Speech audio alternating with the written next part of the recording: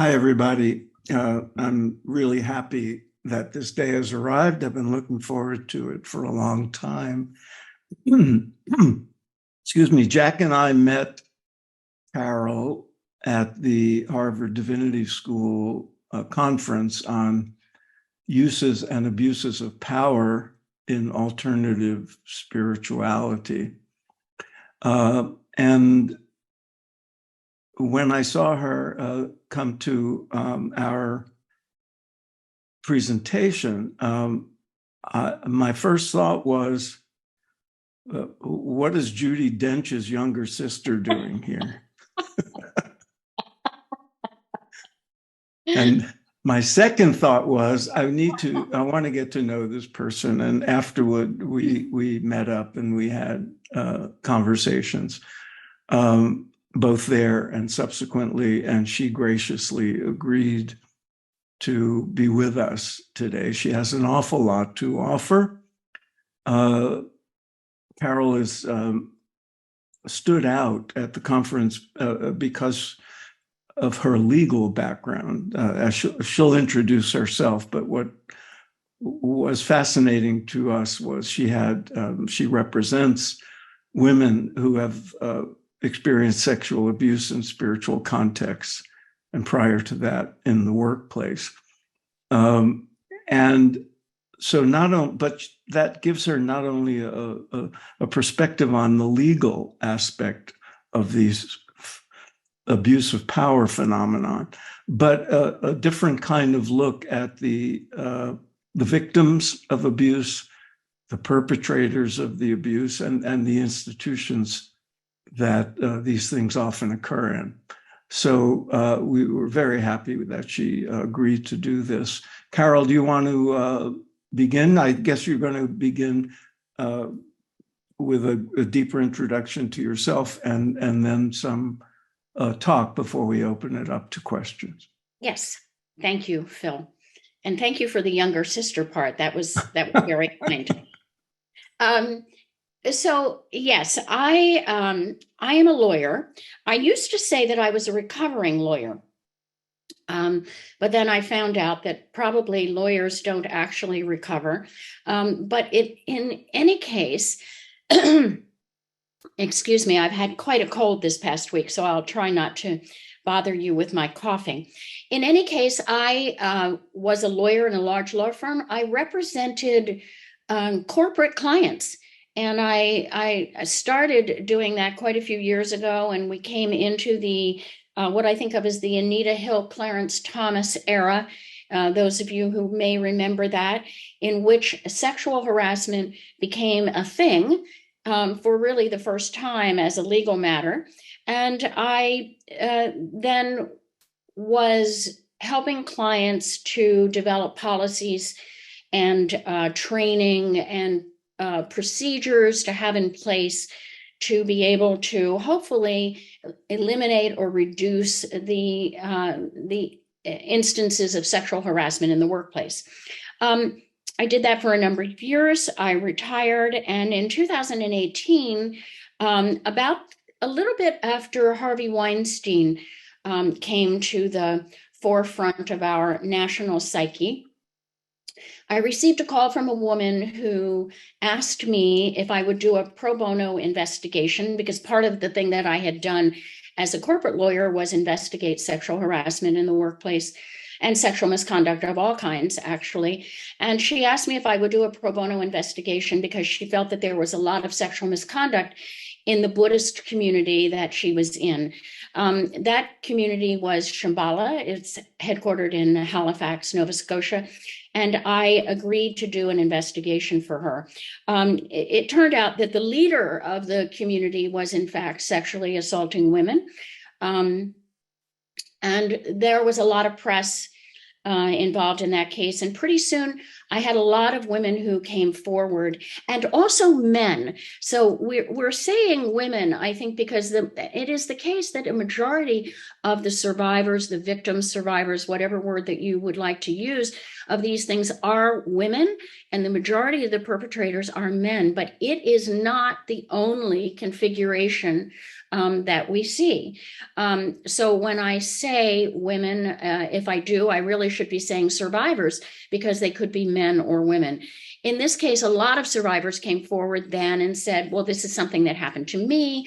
I didn't know that it wasn't right. I felt at the time that it was wrong, but there was nothing that I could do about it. And then I started on to, I think, about a 4-year campaign to try to investigate and shed some light, shine some light on these instances.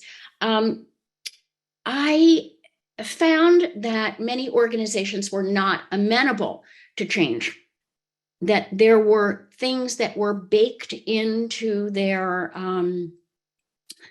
DNA, if you will, that did not allow them to change. And so last year, I gave up my pro bono practice and I went back to being a lawyer again, which is why I said I don't think that actually lawyers do get to recover. And now I am litigating on behalf of survivors who have been sexually assaulted in spiritual communities. So that's a little bit about who I am and what I have been doing. But what I'd like to ask you to do is to find your chat box, which maybe Jack will tell us. It's under more, isn't it, Jack? Yes. If you find your chat box, I would like for you to chat in to me. And this is anonymous, by the way. This is one of the ways that you can communicate your questions to me. I will read the questions out, but I won't read your name. And so if you have a question that you prefer to ask without your name attached to it, this is the way to do it. But for now, what I'd like you to do is to chat in, what is the burning question that you have brought in with you today? The question that you want to make sure gets answered. So, sexual misconduct and legal liability issues in spiritual communities. Until very recently, there hasn't been very much that has actually been litigated in terms of sexual misconduct in spiritual communities. But my job, what I consider my job here today, is to try to take the law that we do have, what we do know about sexual misconduct, often in other contexts other than spiritual contexts, and distill it down into something that you can apply either in your own community or that you have a sense of what the red flags are. If you are a teacher that is teaching on your own, you don't have a community, or if you're here because you're a survivor and you want to know, what is the law? What are my rights? And so that's my job. Your job, I hope, is to engage, to ask questions. If you have a community, that you set up the kinds of internal processes that you need to have to be able to deal with issues of sexual misconduct when they arise.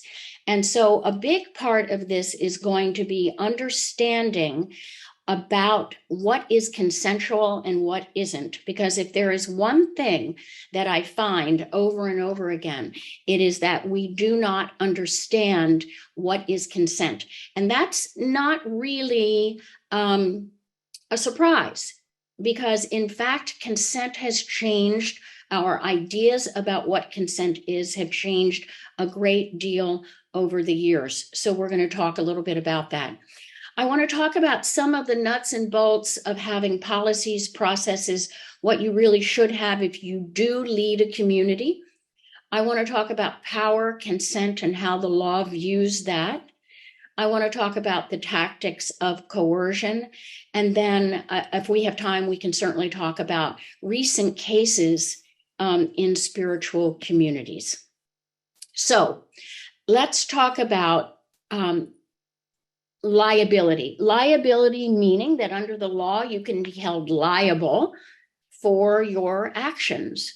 And one of the things that I find that people are not aware of in spiritual communities, it is not just the leader, the teacher, the whoever it may be that is liable. That is, it's not just the person who sexually assaults someone who is liable.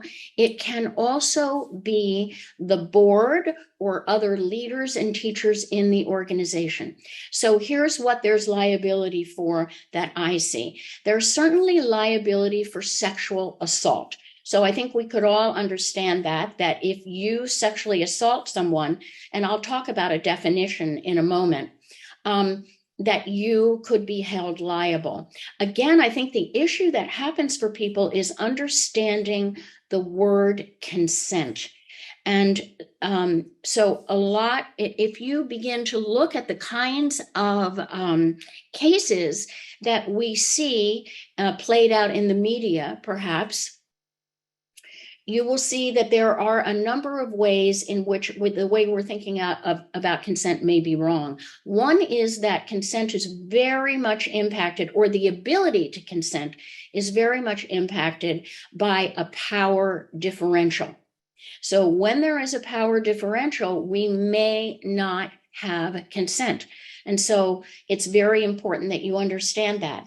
That is also the case in 14 states in the United States, in which consent is not a defense to rape or sexual assault if it happens between, and then there are categories of relationships, teacher and student, but also clergy and parishioner, which could certainly be argued to be extended to a spiritual leader and a teacher.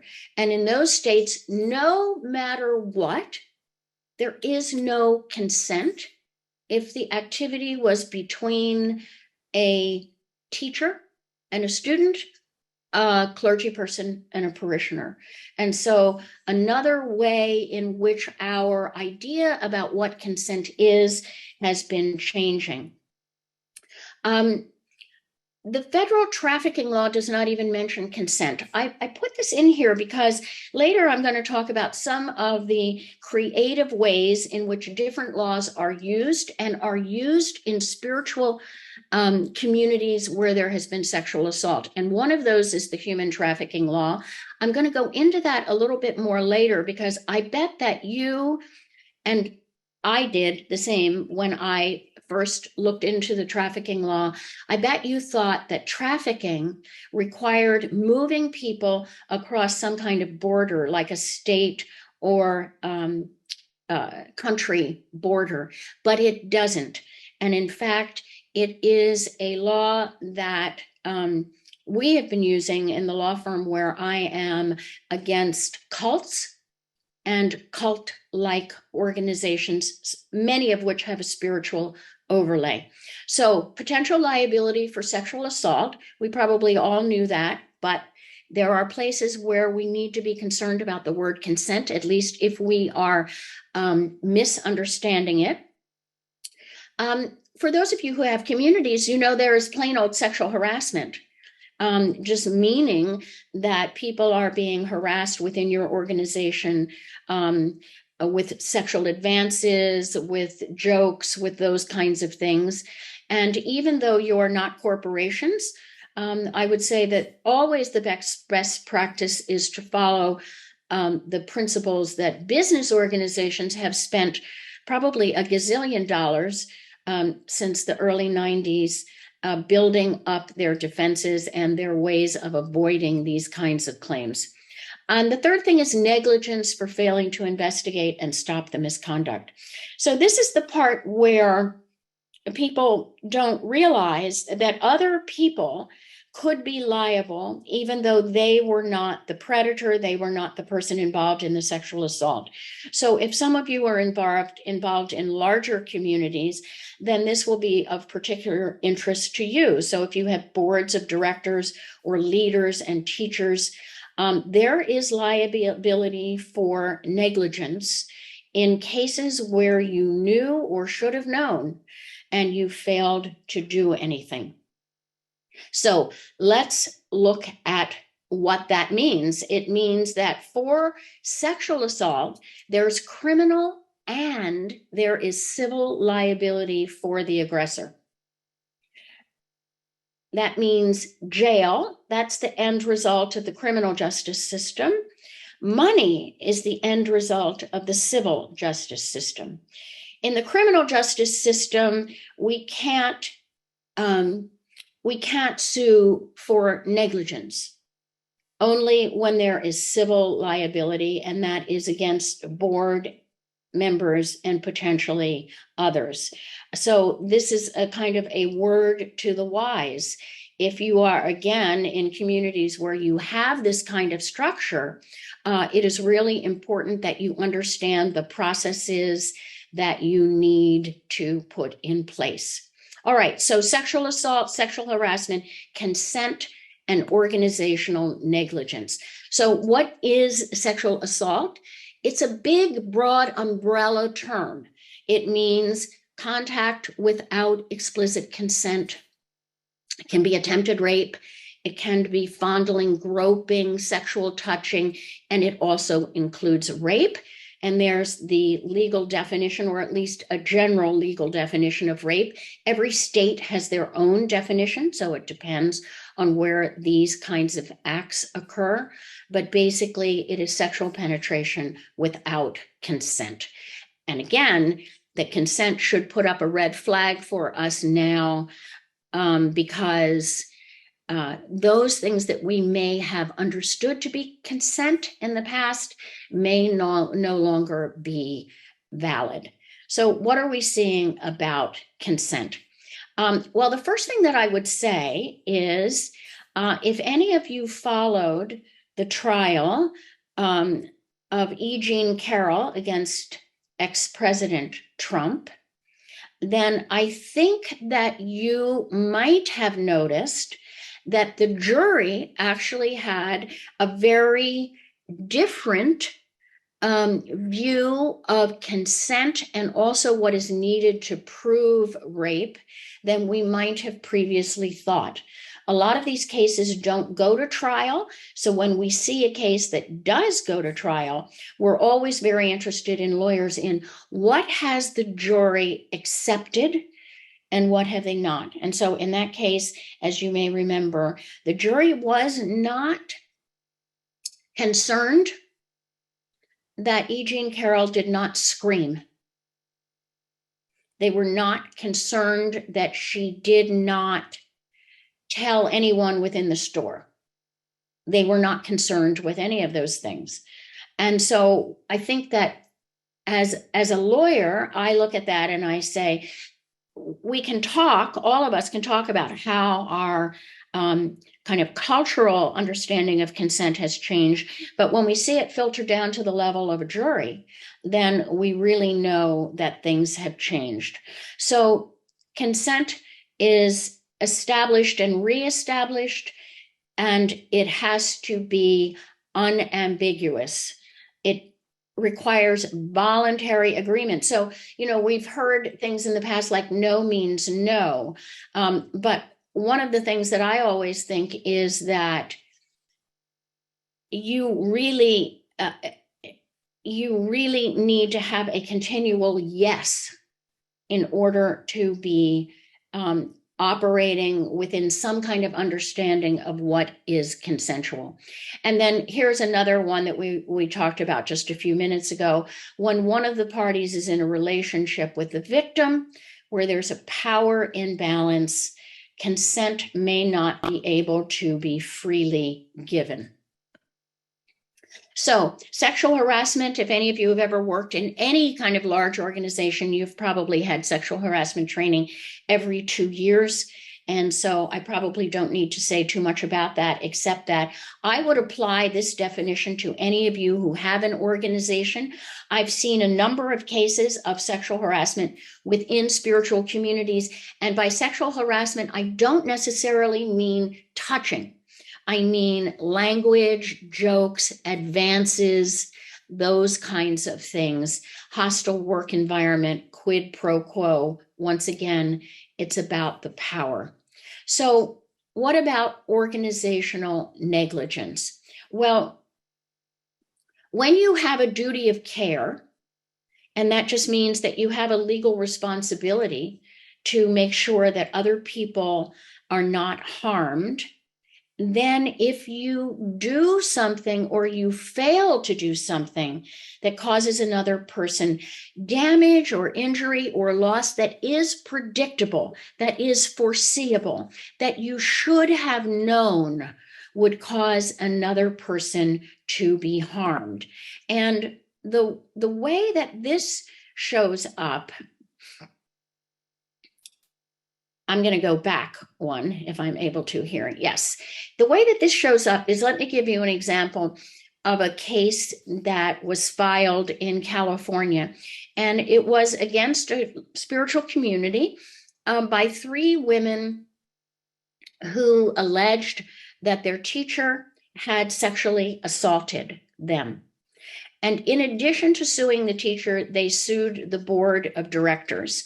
And the way that this played out was like this. In 2015, a woman came forward to the leaders. I'm not even sure that they were kind of an organized board of directors, but they came forward to a group of senior teachers or leaders, and they said, the head teacher sexually assaulted me.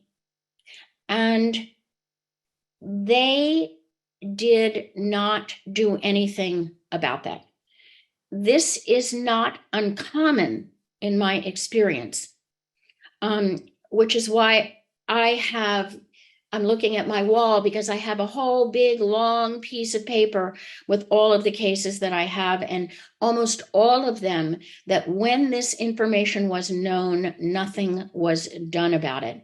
That states a claim of negligence, so that when someone else comes forward a year or 2 years later and says, I was sexually assaulted, then you, the board, the teachers, the leaders should have known from that prior time. And that's like a case of negligence.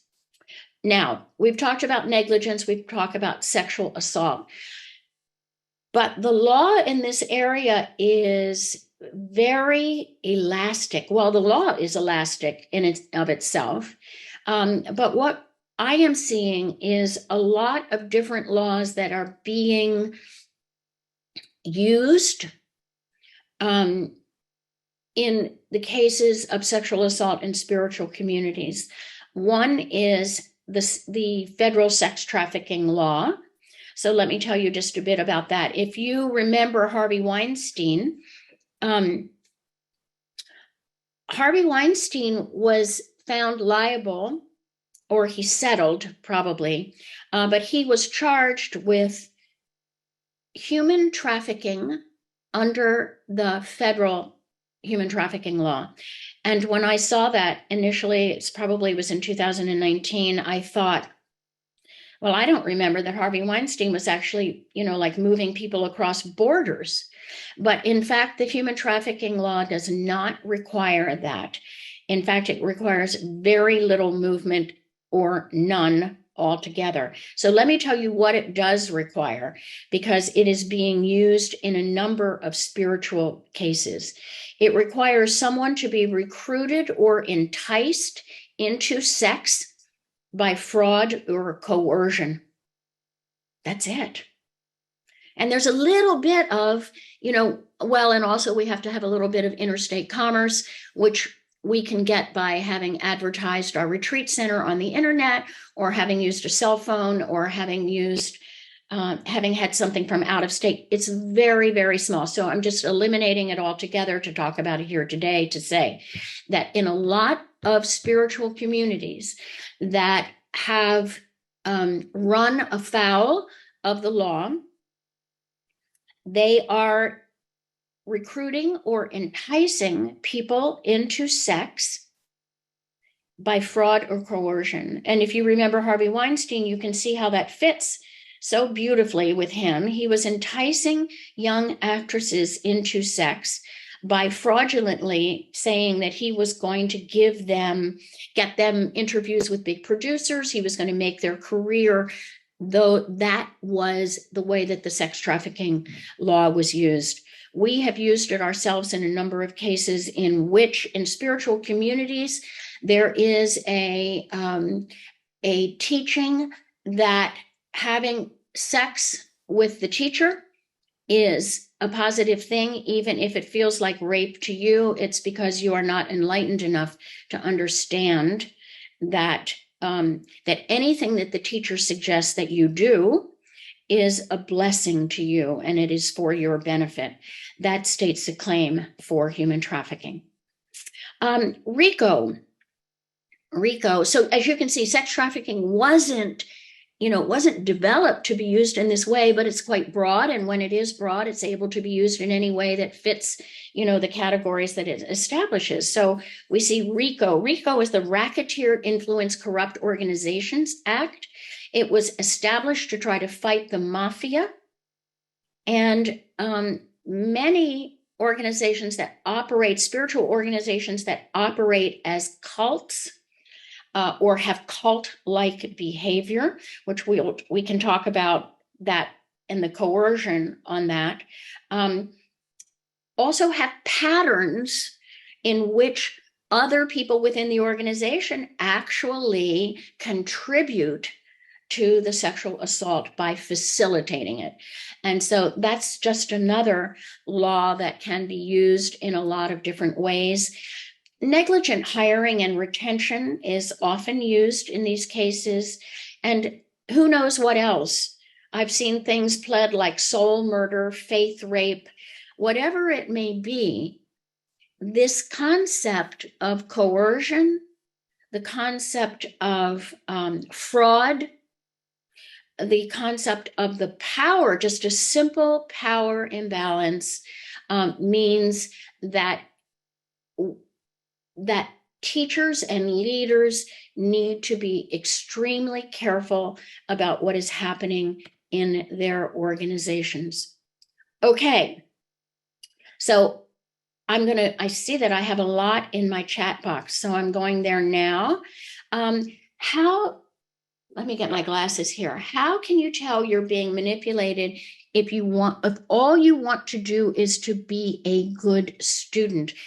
That's a terrific question.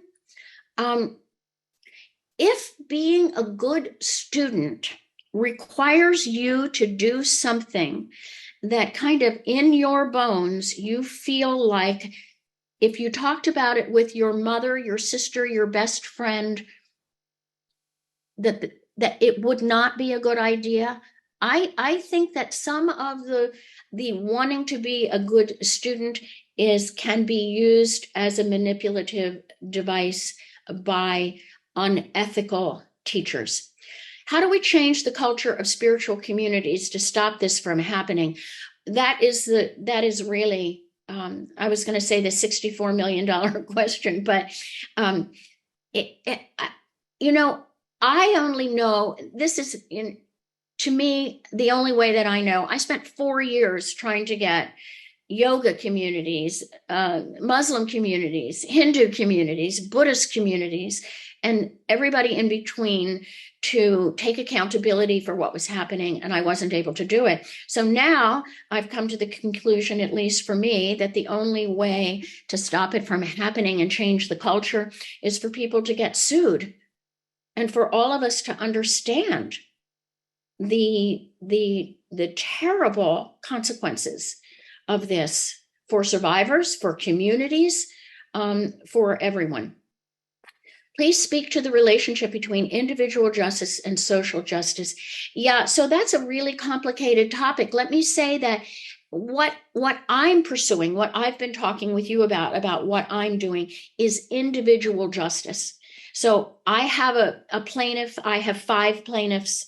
I litigate on their behalf, not on behalf of society. So the criminal justice system is more in line with trying to achieve social justice. But in my view, I will say that the criminal justice system on rape is broken, and it's very difficult to get justice there. I hope myself that when I am representing individual clients, that I am also helping to bring about social justice. But my first and ethical consideration is for my clients themselves. And I'll tell you where this comes out is that a lot of people will say to me, I hope that your client doesn't sign a non-disclosure agreement. I hope that they will talk about what happened. I hope that they will talk about the lawsuit. And that isn't my choice. It's always the choice of the individual plaintiff. And I think that's an area that conflicts with social justice. For social justice in that area, we need to get our legislatures to outlaw non-disclosure agreements in sexual assault cases.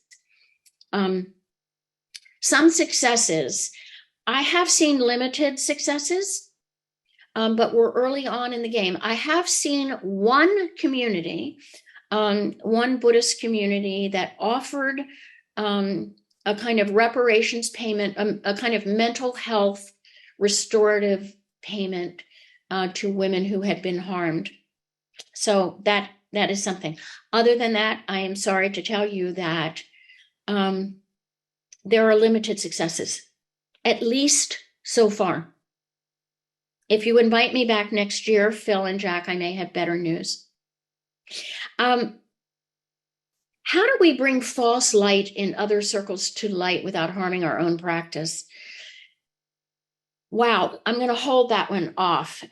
So false light for me, and maybe Phil, maybe let's bring this person is willing to talk about this publicly. So maybe we can bring this person off of mute. So it's Bray Kali. Jack, are you in control of that? Can you do it? Yeah, the person can unmute themselves. Simple. I've taken off the spotlight so that they can be viewed as well. Okay. Thank you. Yes. So, Bray, tell me what you mean by false light. In the spiritual communities in which I operate, those that are working under the light are working under true virtue, authenticity, and integrity. Our words match our actions. We don't pledge out and go and be a guru and then behind the scenes manipulate people or do any harm. Mm-hmm. And those that are preaching that and gathering people towards them and then utilizing that as a mechanism of manipulation, while in the seeming forefront still being the light that people are gravitating towards, we consider false light. So would is it, if I were to encapsulate that into one word, would false light be like gossiping or backbiting or telling tales out of school or like that kind of thing? No. So the false light is basically these people that are, I'll just give you some examples. Okay. I work in the entheogenic community. It is a lot of spiritual and shamanic practices. There are shamans that have been in indigenous wisdom teachings for even decades. They hold, let's say, an ayahuasca retreat, and then while people are under the influence of medicine, are manipulating them or sexually assaulting them. But they still are able to get so many people to come back because the way that they speak and the way they emote and the way that they preach their wisdom teaching is still luring people in. A lot of times these people will feel so uncomfortable or so shamed, or they don't understand that they have been manipulated, that they'll keep quiet. The one in the front that is presenting as the light, as the guru, and then doing something that would falsify their light behind the screen or the curtain is what we consider false light. Okay, so Phil, do you have a thought on this?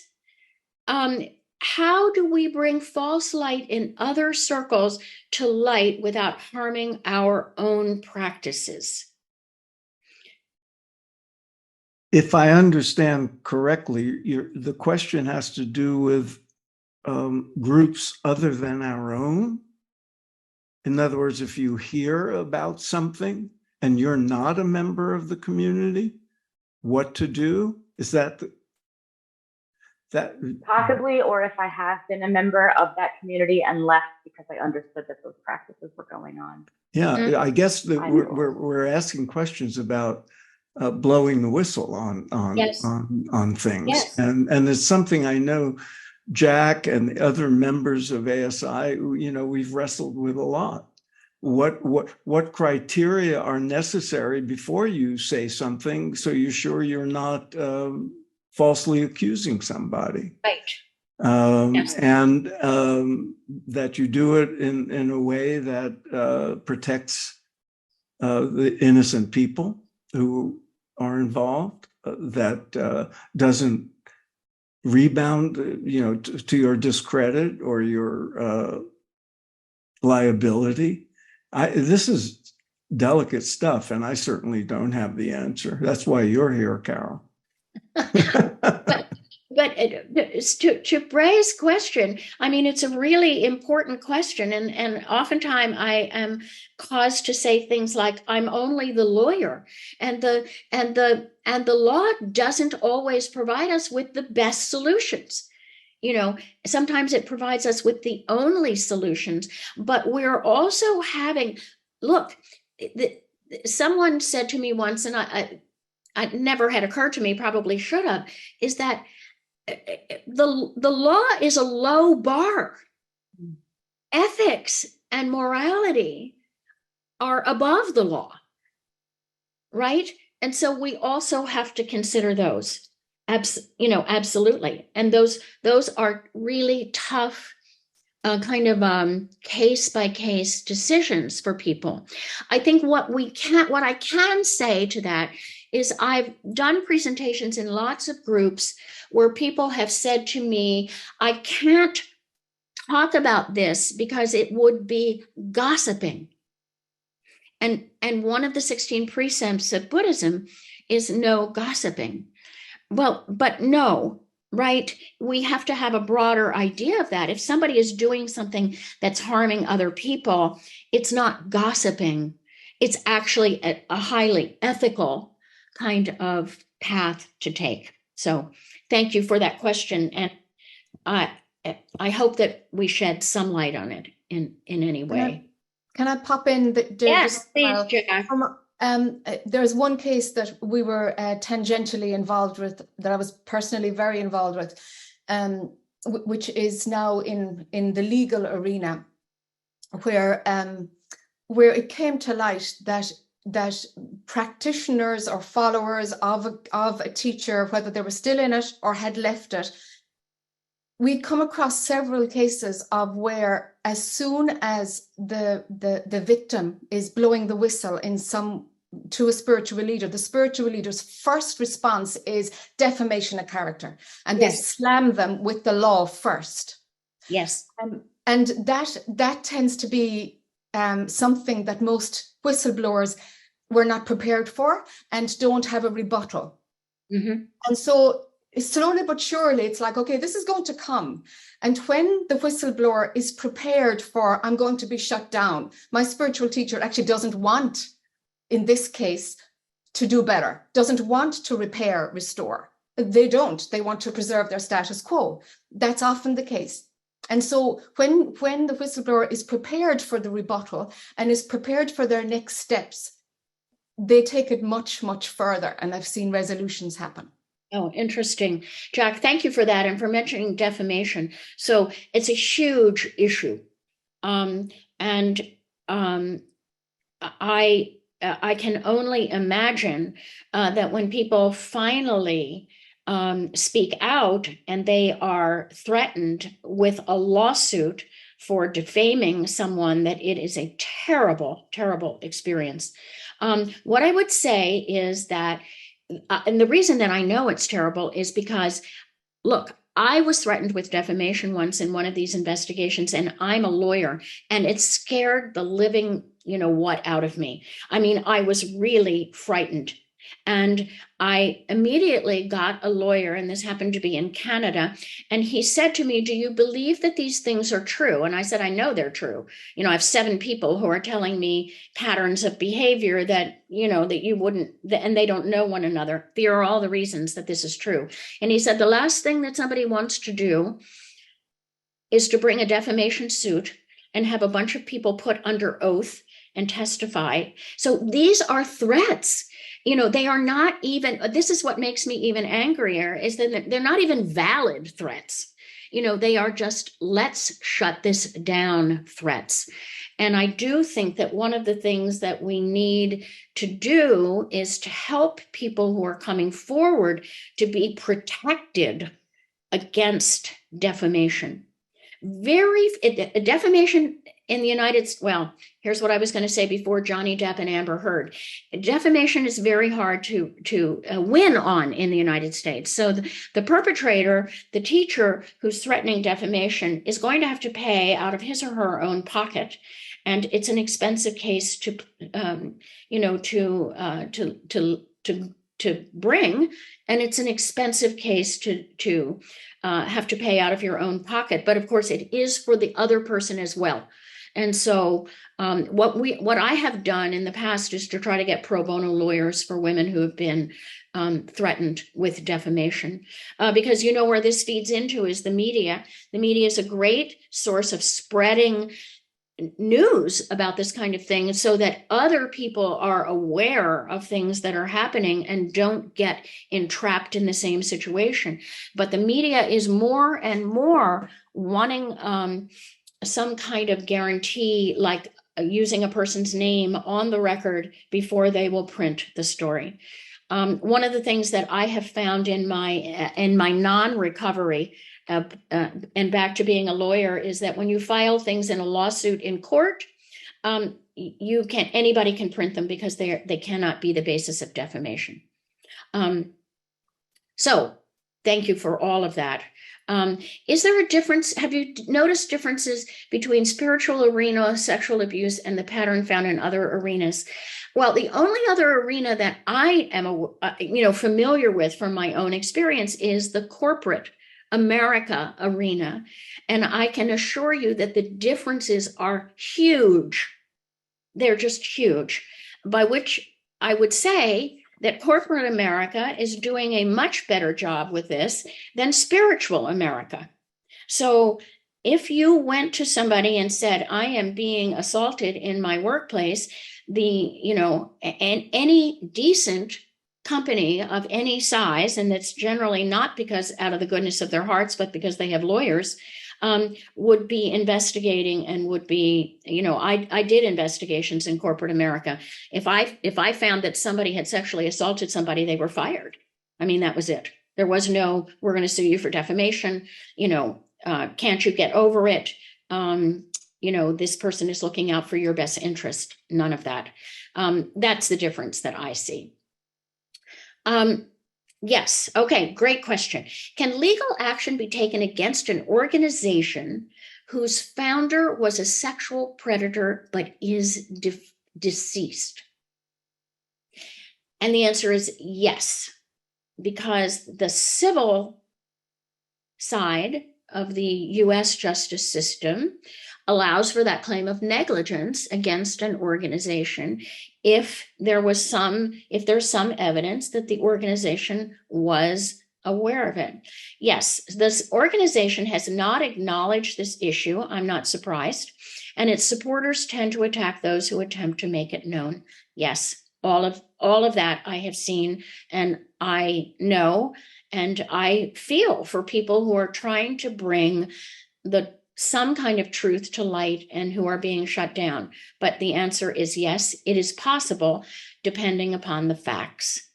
What is the process that the one who abuses do not take into account the consent of one who is abused? And I think that what this may mean is, how can the person who is getting involved in this take into account consent? And I would say, if you are this is my very conservative opinion for you, so you don't have to follow it, but if you'd like to stay out of trouble, it's not a bad idea to think about it, which is that if you are in a power position in a spiritual community, you should not be having a sexual relationship with a student because it may not ever be able to be consensual. So my new book, Meeting the Shadow on the Spiritual Path. This is, I'm going to say Connie's name because we have to know who's written this book. Meeting the Shadow on the Spiritual Path explores the nuance of consent and tells the tales of many scandals across denominations. Forgive the promo, but this is right up my alley. Connie, I'm happy to give you the promo. I hope everyone buys it because we need to be aware of this. So thank you for what you are doing. Have you worked on cases in which the teachings, practice, or dogma lead to sexual misconduct that is not necessarily coming from the teachers or leaders? Yeah. What if the abusers are members of the community that act due to the direction of the teachings, such as, yes, okay, such as raping one's partner, marrying someone underage, or controlling the sexual life of certain members of the community? So here is the thing. If it is illegal under the law, then there's a path, presumably, to bring anyone. So I could imagine, for example, an aiding and abetting, if a teacher is instructing students to disobey the law. I think absolutely there is. What were the repercussions of the Sunshine Report process? Was anyone held accountable? So the Sunshine Report was the investigative process against Shambhala. Not so far, I would say. The Sakyong, who was the head of the community, is in India. And the community has had a number of different boards. And I would say that I understand that they are now trying to make change. But I think it is an example of how difficult it is when the teachings itself are weaponized in a way that they allow this kind of conduct. Can we sue the military for sexual harassment from the past? Not sure. It depends how much of the past. One of the things that I should say to any of you is that there is a statute of limitations in every state, which gives the amount of time that you can wait before you bring these kinds of claims. There's an open statute now in New York and California, among other places. Is there any possibility of litigation where the victim is American, but the perpetrator is non-American and the act took place in another country? Yes, sometimes. So it depends. It's a very fact-specific kind of thing. But for example, in Canada, we have a claim where the acts occurred in India, but the organization is headquartered in Canada. So those are the kinds of things that we might look at. How do we establish or whether or not there is a legal obligation related to duty of care?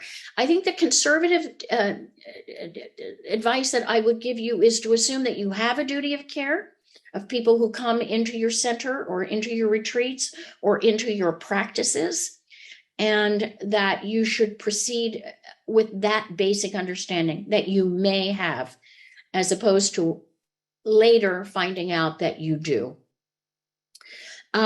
International community, any advice? You know, I'm going to talk about in a few minutes, I'm going to talk about the kinds of policies and processes you should have in place. And I think those could also apply to international community. Yeah, statutes of limitations on the relevant laws. It depends. It goes state by state. Federal Human Trafficking Act, 10 years. That's one of the longer ones. New York and California open right now to adults who were assaulted, open only until November.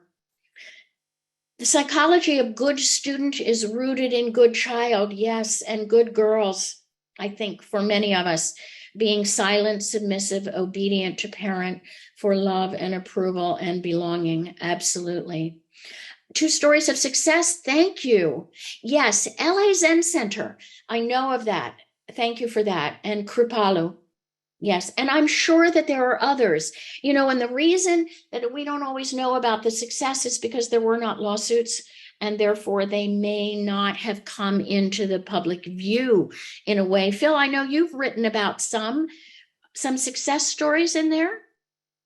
Yes, and those are the 2 I'm most familiar with as well, the ones Connie mentioned. I live down the road from Kripalu, and I recently interviewed the CEO, the current CEO, and also psychologist Stephen Cope, who was there at the time of the scandal with Amrita Desai in the 90s.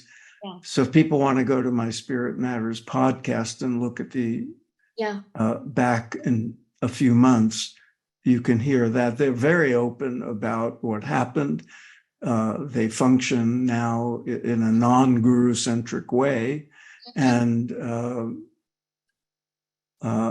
have done, as far as I could tell, their best to escape the trap of denial and to reconfigure the whole setup there away from. Yeah, I think that's one of the big markers of whether communities survive this kind of thing is whether they are open to change. Because when they circle the wagons and start calling out, as Jack said, defamation, then you can pretty much say that they're not going to survive, at least not in the same form that they are. Some very good advice here. Well, here's a question. Why aren't more individuals able to see and identify cult-like behavior as easily as others, such as myself, who were raised in a cult? Well, you've already learned. I'm thinking you've learned the lesson. And for some of us, I don't know why it is that we are drawn to cults, but I think one of the reasons may be that they offer such definitive advice for us. I will tell you how to live, how to dress, how to think, what to do, and you don't get to make any decisions. Only for some folks who are perhaps more vulnerable or in transition or any number of normal life processes, that feels like a blessing, not having to do that. And I think that that's one of the things that happens. The shift from survivor or bystander to whistleblower is a psychological shift, a waking up to what is rather than what we want it to be. And oh, how much strength it takes to do that. Samaya, no gossip does not mean blind faith. Thank you for that. It certainly doesn't. Importance of community in generating the incentive for accountability. The community being called by William Ury the third side of any conflict. Absolutely. And so I want to go and I'm going to hold off here. Certainly other questions that you have, put them in, but I'm going to stop for this minute just to, if I can get the chat to go back up. So let me get that aside. Excuse me, people, I've got to go backwards. Those of you who asked about in your communities, international communities, small communities, big communities, this is a model that I think you can use that will help you to deal with problems, which in many respects may be unavoidable. I mentioned corporate America. They are not famous for not having problems. For me, they are famous for being able to solve them in a way that makes generally some sense. So what do you need to have? You should have a policy. That just means your house rules for how you're going to, for what kinds of things you're going to allow and what kinds of things you're not. If you don't want your teacher to be having a sexual relationship with a student, put it in a policy that says you can't do it. Because it's about getting everything out on the table. Then once you have a policy, and I'll do a little bit more on that, you enforce the policy with a process for reporting issues and concerns. So part of the thing that happens is that these things are so unheard of that we would actually have a process for complaining, that when they do happen, they blow up the entire community. So we need to have a policy, enforce the policy by finding out what happened. And I think that goes to Bray's kind of false light thing. And what Phil had to say about it is that we don't want a lot of gossip talk. I did a wonderful Zen training with people. And when I asked them, how do you deal with this? If someone comes forward and says, my teacher sexually assaulted me, they said, we all get in a room and we share our opinions. And I was like, no, it's not about an opinion. It's about what happened. Why don't we find out what happened? Because maybe it happened, but maybe it didn't. And the person who's being accused has due process rights. And the person who's doing the accusing has a right for you to do an investigation and find out. So this isn't about a bunch of people gossiping because they have opinions on whether the teacher might have, could have, should have, did have. None of that. It's about finding out what did happen. And then the third thing is to take prompt, effective action.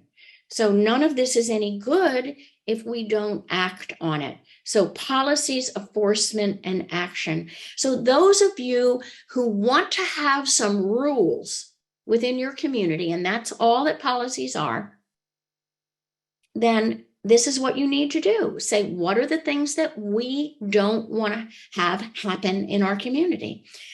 Who should the policy apply to? In Shambhala, it didn't apply to the teacher. So if that happens, you're already in trouble.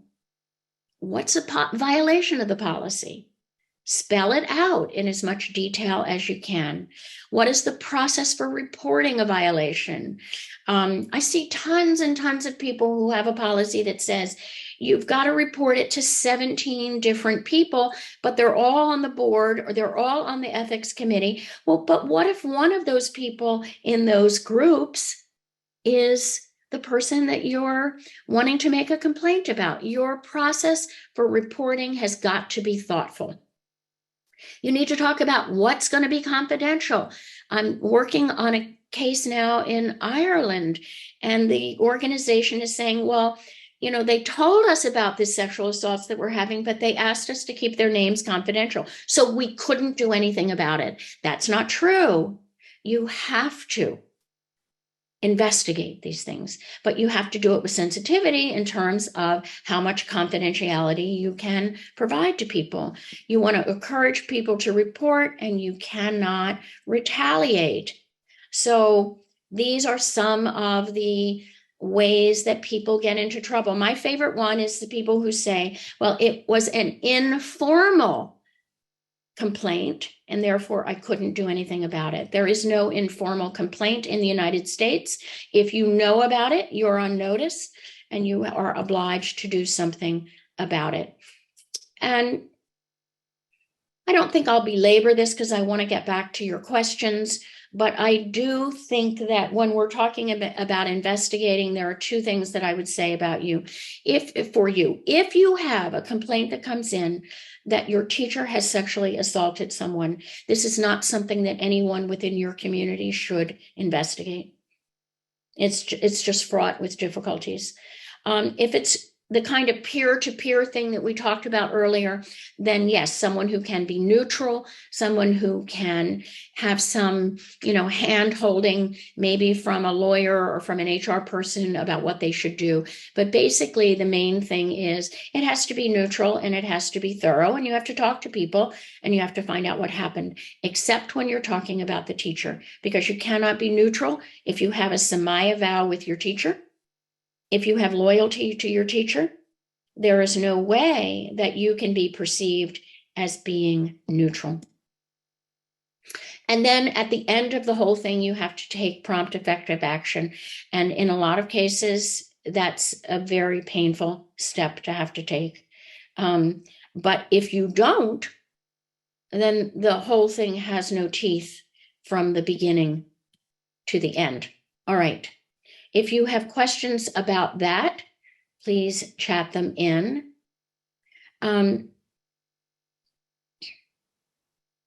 Organizing without being guru-centered. I think that's very, there are some of the teachings that are guru-centered that are really easily weaponized against people. Yes. In the UK, one can ask for an exemption from statute of limitations if you did not realize you were manipulated, coerced, power imbalanced until the moment. And thank you for that, because that is the case in some some instances as well. I actually have a case in which a woman was raped, but it was presented to her as a spiritual practice, as something that was necessary for understanding the teachings. And because she had been indoctrinated into this point of view, she did not become aware until years later that she had actually been raped. And yes, we don't know whether we'll win on that, but that is sometimes something that can be in the complaint. So, all right, good. We got that. Yes, it would seem easier for corporations to be more successful as for one, the spiritual arena deals with such intangibles. I think that is absolutely true. And another thing that the spiritual arena deals with is, in many cases, a sense that the law doesn't apply to them. So corporations, again, not because they're wiser, better people, but because they've spent billions on legal advice, they know exactly what the law requires of them. And that also makes a difference. Yeah, okay. What if a teen molests a child, the teachers find out, they stop it, they expel the teen. Are they mandated reporters? Can they be found at fault for not reporting to child welfare? I don't know the answer to this because it depends on what state you are in. I would Google mandatory reporters and the state that this happened in and find out whether they feel that you are a mandatory reporter. Yes. Great question. How does liability insurance fit in? I would definitely investigate it if you're a large enough organization to do so, because I think that it is now you have to look to see whether they are going to cover intentional torts like sexual abuse. But I would definitely talk to an insurance agent if I had a large enough organization. I have seen it cover in a variety of situations. And if you are on a board of a community, I think you want to know that you are not going to be sued individually for the acts of a teacher. Recourse for folks. Okay, recourse.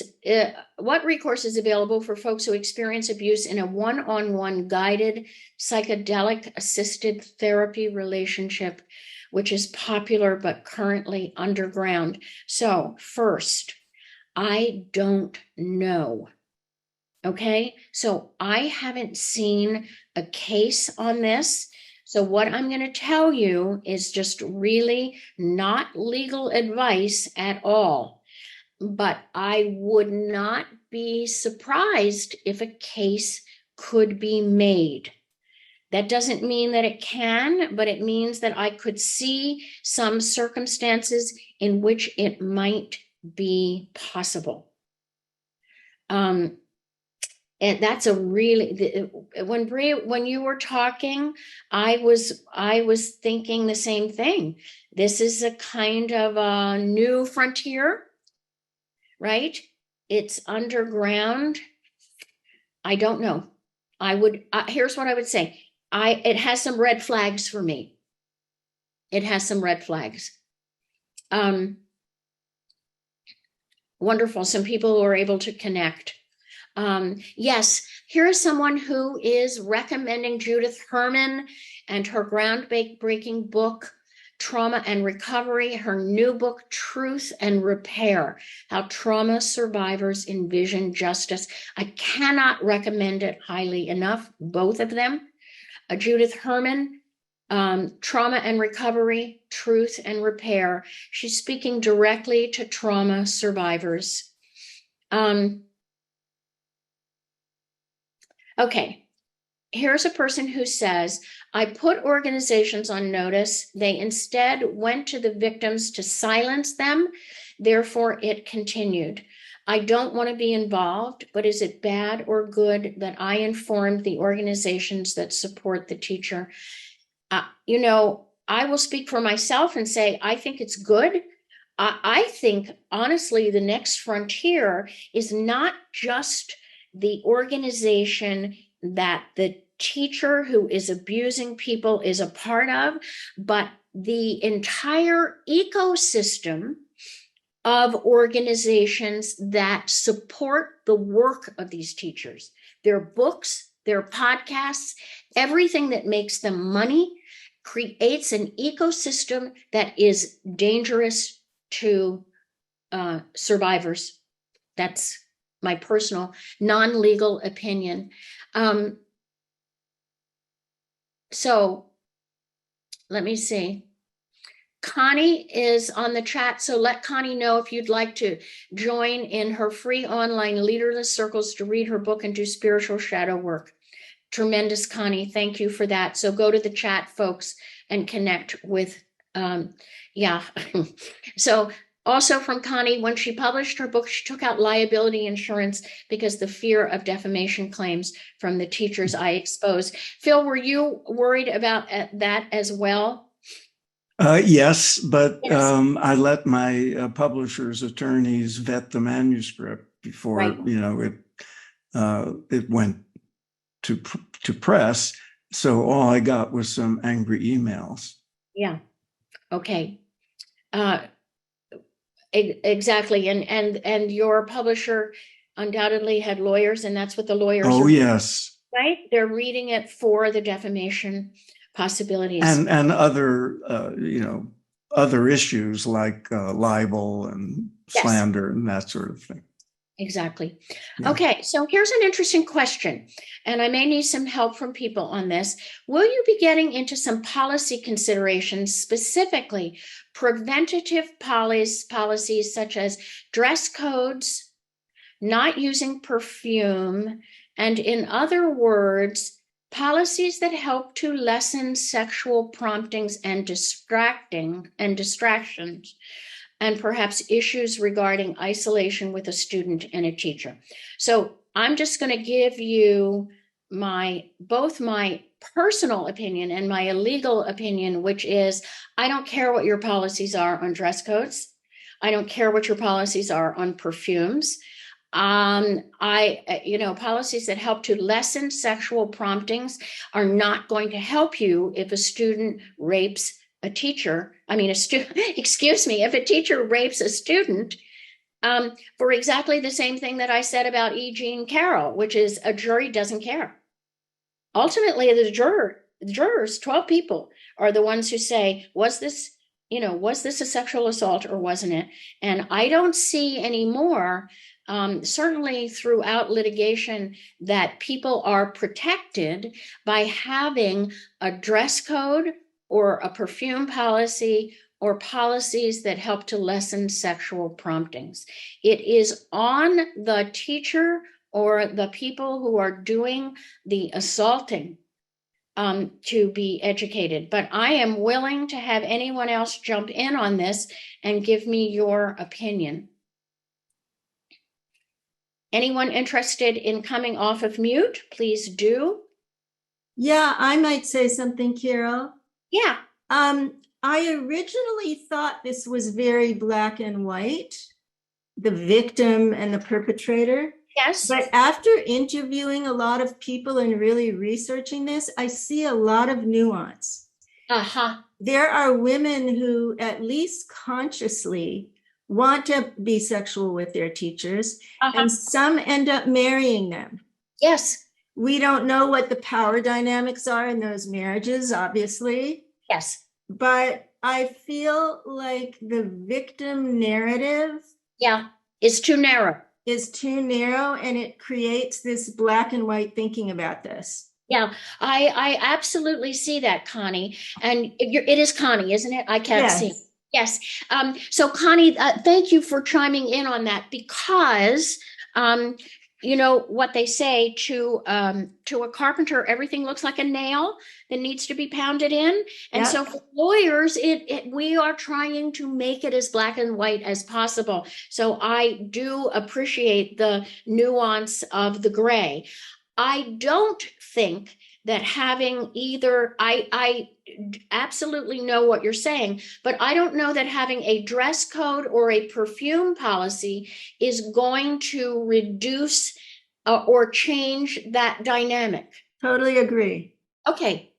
All right. Super. Thank you. When some of this kind of question is asked, it takes me back to growing up in a cult and legitimately telling people, especially women, that how you're dressing is asking for this behavior. That's been my experience in a number of occasions in my life. And so I don't think that this has any relevance going forward to any kind of ethical thing. Nobody is asking for this to happen, regardless of how they smell, how they dress, how they look in general. So that's just my comment on that. Mm-hmm. And I think that let me jump in here. The reason that I brought this up wasn't because of litigant questions or issues in any way, shape, or form. As a teacher, when you have a bunch of students, it is very common for places to have policies in place for various things. Like an example, if you have somebody eating at 10 o'clock in the morning during meditation, a bunch of people will start squirming. If somebody walks in half naked with perfume on, you'll see suddenly all the guys in the room are activated, and it's very, very disruptive. So having in place policies that are not so disruptive to the animal nature in a certain sense is perfectly common, perfectly normal. And obviously, once you get into a litigation sense, that's completely different. They're going to say, look, you don't have a scapegoat here because somebody was wearing perfume. No, I can see. And you lost yourself to it. But I can see having all kinds of policies, David, that don't necessarily help us in the sexual assault arena, but help us to maintain a modicum of decorum in the shrine room or in the meditation hall or wherever it may be. So I think those, all of those policies, you're not eating there or you're not talking in there or whatever those may be fine. I think what I'm mentioning is that they're not going to help you if you get into litigation. Phil, I would agree with that, but also I've seen, and this is why I'm interested in some of this, is what is some of the guidance, like as an example, outside of the law part of it, but trying to circumvent situations. So as an example, I know some places have, particularly like the Catholic Church, has started to put in place children aren't to be with priests by themselves. Okay, right. And so if you take the child with the priest out, and they're not alone, you're not going to have as much rape. Yes, I think that's right. Child molestation. So it's a mechanical means in a sense. Yes. And in addition to, ways of reporting and stuff like that. But the other thing it also does is brings very much forward to everybody, a consciousness about how certain types of things can elicit, they can start bad behavior. If you have a child predator and he's allowed to be alone, I mean, he's got a free situation where he can deny all kinds of stuff. And I think now, David, to your point on that Garrison Institute, I think, and anybody who knows about this better than I do, correct me if I'm wrong, but they don't allow private interviews now to be done behind closed doors. And so I think it's exactly to what you're saying. But I want to get to other raised hands, David. Thank you. I understand what you're saying. Absolutely. Phil. I had a question similar to the issue Connie raised. I recently interviewed for my podcast, two spiritual teachers who are married, and they met when he was the teacher and she was the student, and now they're happily married, and they teach together and all. Well, it's Samuel Bonder and Linda Rosbrand. I can name them because it's on my podcast. So I asked them how they handled that when there was a legitimate romantic attraction, but there was a teacher-student relationship. And this kind of thing, as we all know, happens in spiritual communities, yoga communities, workplaces, and all that. So what advice do you have if that arises? Yeah. For people to handle the sort of normal attraction, typical attraction without it's nothing wrong with it. So first of all, this is why having a policy is so important, because then you get to think about what rules you want to have in advance. So there are a number of communities that don't have a rule against the teacher having a sexual relationship with a student. And if that's what you want, then they haven't violated any rules, right, Phil? So, and there are communities that feel, for exactly the reasons that you're saying, that sometimes this happens. We don't want it to be a rule. Now, consent is a slippery issue. So we got to recognize that the issue of consent may be a little bit difficult for us to manage, but it's not to say that it can't be managed. And so that's one thing. For a community that has a rule that says we do not want our teacher to be having sex with students, then the student or the teacher has to leave that particular relationship. And what I would say is, if we take a page from corporate America's book that's been dealing with this for a much longer time, I can tell you the way that they started. They started by saying in the beginning, nobody can date anybody else in the workplace. And then they had to have like whole departments that were like the dating police, because people do meet people in the workplace. And they figured out that, well, some of this wasn't so bad. So then they said, well, you can date if you're not in a power position with the other person. And we're going to let that, but if you're in a power position, then you can't. And then eventually a lot of organizations have moved to this model. If you're in a power position, you have to reveal the relationship to whatever powers that be within the organization. And I find that this does a great deal, because this says, if it's secret, it's not good. Right? So you come forward, you say, we're having this relationship. How should we handle it? And then the organization can decide. Either the student goes to some other teacher, or nothing happens, whatever. It's not illegal. It's that it raises risk, which is what all of these things are really about. So does that make sense, Phil? You can kind of work it out as an organization. What I've noticed is that when a teacher has a unique one-off relationship with a student, it often tends to be something, it can be something quite wholesome. In situations where a teacher repeatedly goes to the student pool for lovers, red flags. Every time, red flags. Teacher isn't taking care of their own needs. They don't have peer support. They don't have any reflection. And they're playing off their power.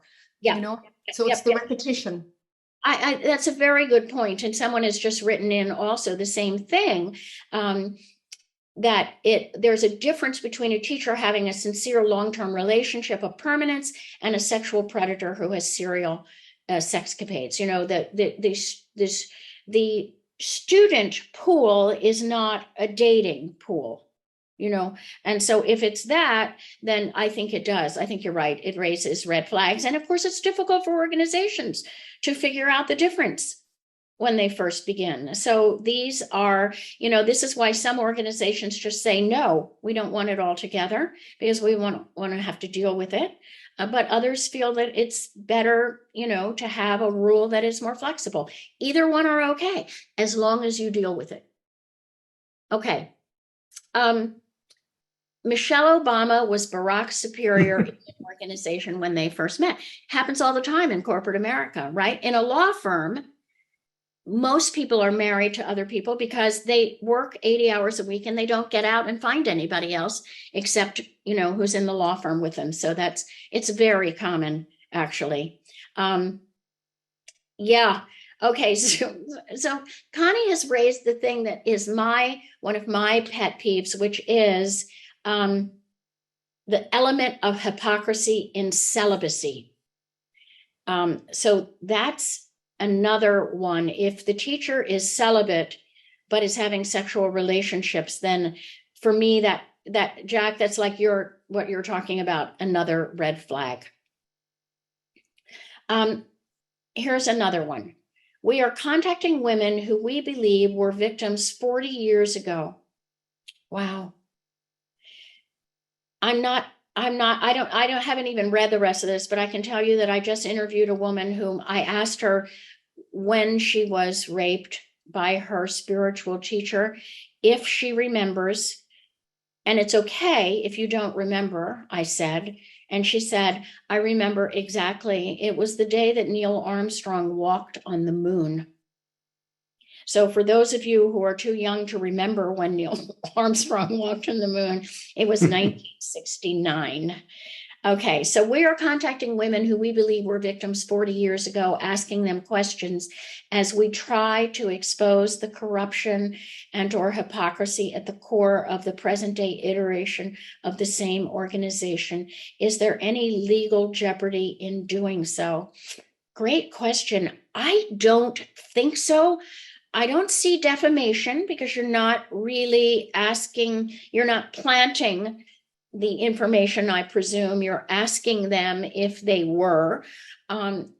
If this organization is still corrupt and or hypocritical, they may come after you, but I don't see off the top of my head anything that would prevent you from doing this. And again, I would say that in California and New York, they are taking old claims. So if any of that happened there, you might pass that information on to the women that you're talking with. Carol, aren't you involved with something right now where the guru's been dead for decades and Yes. Things are first coming to light? Yes, absolutely. Because we believe that the organization is culpable. Absolutely. And it's the same thing.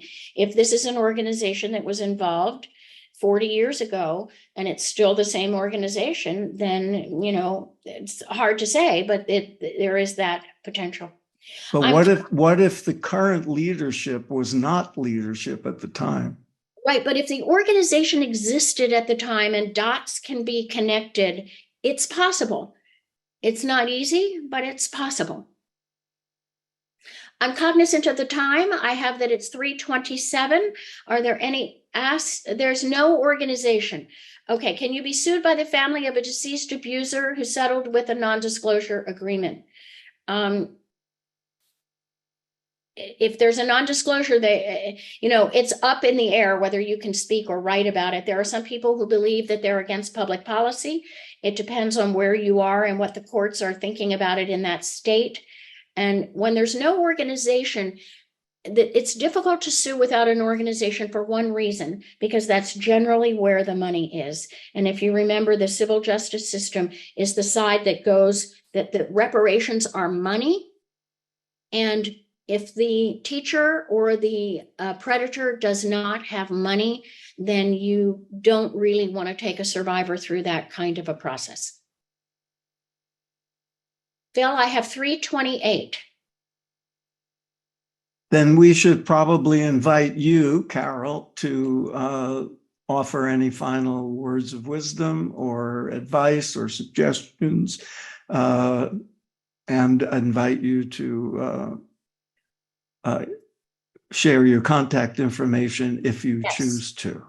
I will absolutely do it. In fact, I can put it into the chat box. How about that?